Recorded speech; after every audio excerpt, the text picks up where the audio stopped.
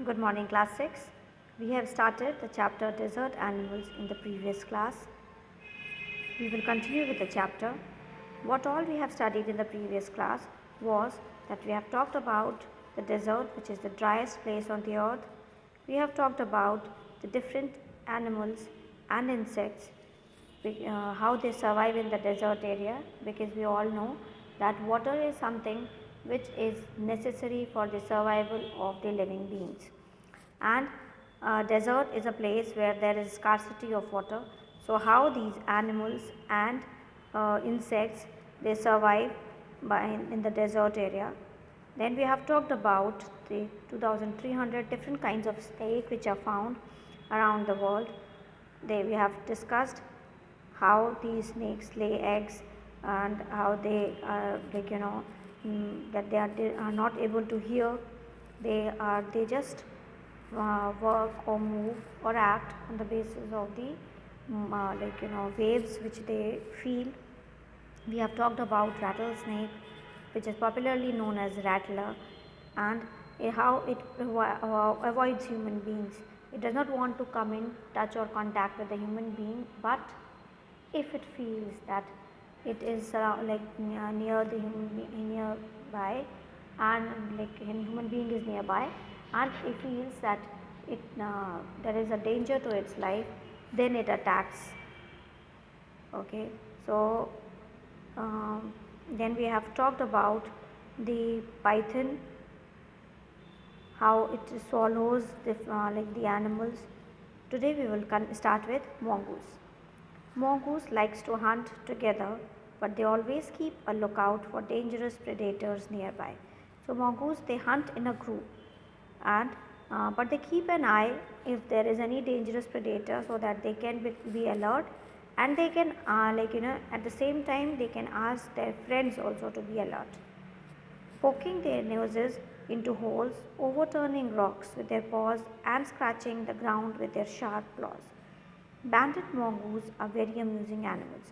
So what it does is it pokes its nose in the ground on the hole, looking for the centipede, millipede, the small insects which because they feed on them only.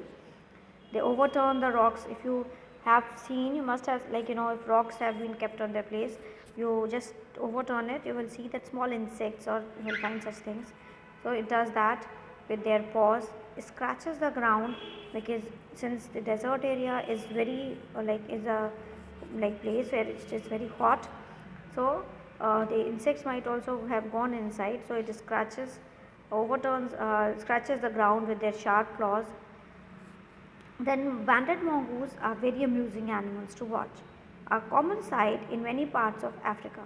They travel in groups of about 20 to forage for beetles, millipedes, and other small creatures. This is what I was telling you, that for the search of food they move in a group, and they eat these beetles, millipedes, and centipedes. They like to hunt together, keeping in touch whenever they go out of sight behind rocks or bushes by twittering and calling. So, as they hunt in group, but then at times if they have to move and they cannot see each other, then they keep in touch by twittering and calling. Always on the lookout for danger. They are scared of, or they feel, and when they have the danger from hawks, eagles, and large snakes. So if they see anything nearby, then they warn the ones who are near to them by some special alarm call. They spot anything if they find anything suspicious.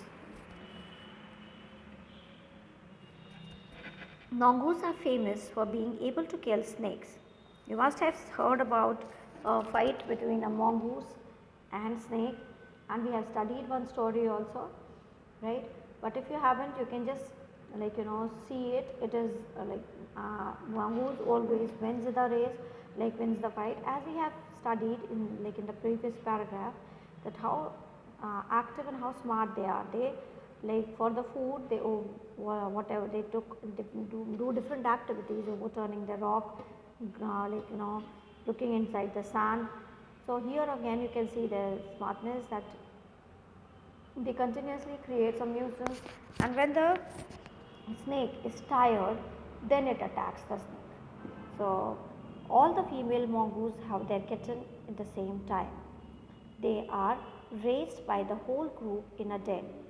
So the whole group is responsible, not only the females but the whole group is responsible, and they live inside an old termite or hollow log. Termite, you must have seen, if you have, like, it looks like as if a mountain of mud, or at times if you have noticed in your home, wherever the wooden thing is there, sometimes you will feel as if that some powdery thing or mud has come out, that is the termite has eaten it. So say the termite leaves that, eats a tree, and that it converts into a, like, something like a mound. So there they live, or maybe in a hollow log, the tree which has dried up. When most of the adults are out looking for food, one or two males stay behind to stand guard until the others return at night.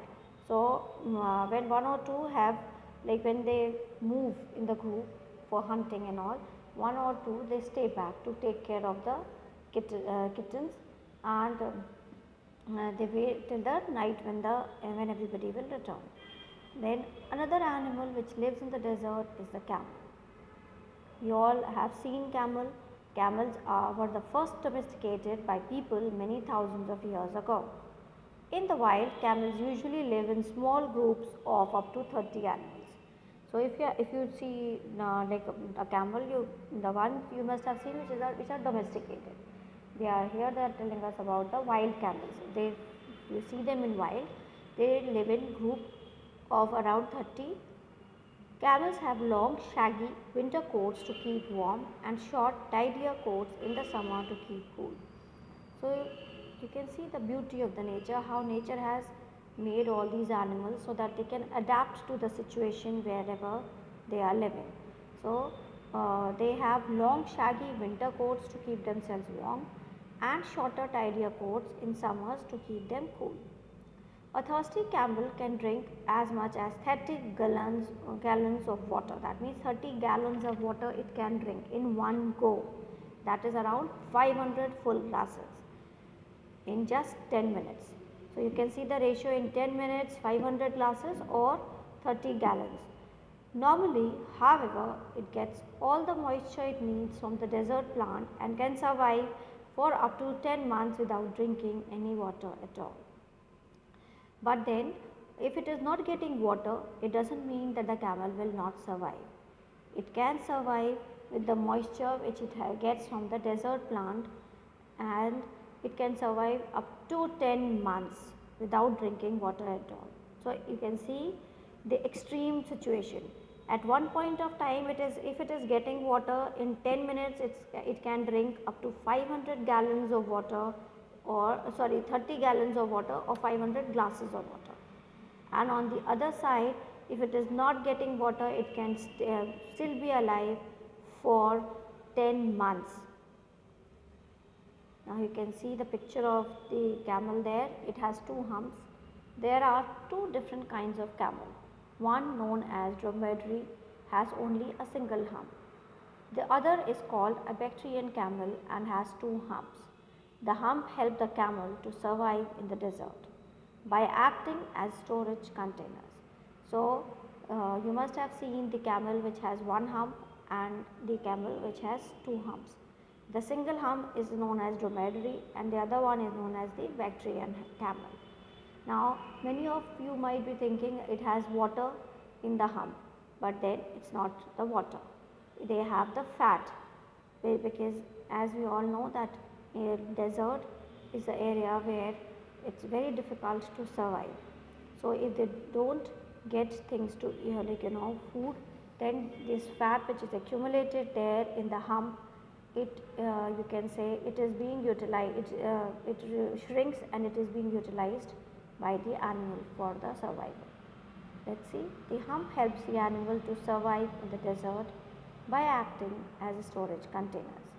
But they don't store water, as many people wrongly believe.